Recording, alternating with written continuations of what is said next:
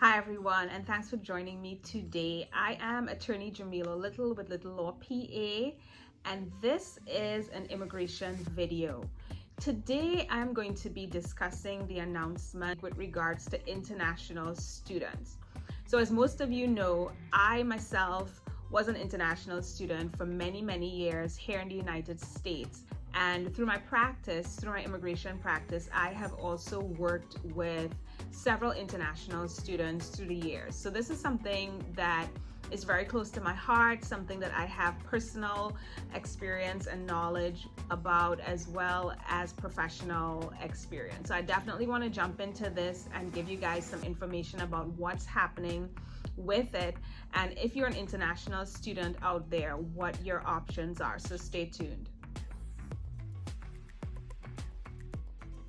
Students who are, we're talking about international students who are enrolled only online, so their schools have moved to online classes, will not be able to stay and just take online classes here in the US for the fall semester.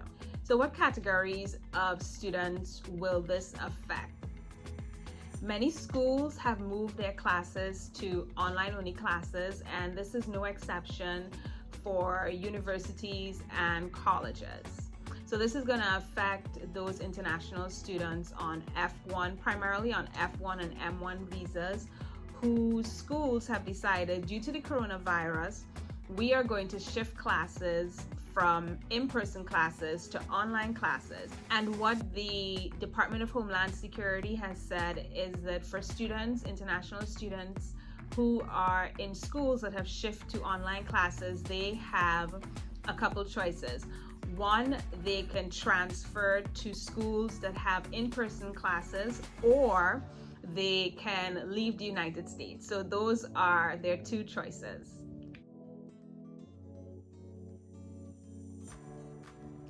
And if they were to stay and try to do online classes, online only, because this is what their school is offering, they would be in danger of deportation.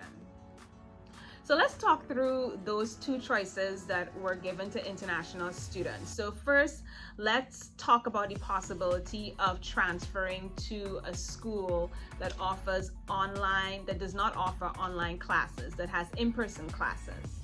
It is going to be very difficult for these international students to suddenly pick up and transfer to another school. And it's going to be difficult to find schools that will be offering in-person classes, or like I said, a mix of in-person and online classes. International students have special rules that they have to abide by in order to stay in status. So they'll have to, one, get accepted, make sure that they have sufficient funding, all the regular things that normal students have to do. But in addition to that, they also have to make sure that their SEVIS records are transferred over. And these SEVIS records, this is how DHS actually keeps track of international students while they're here in the United States.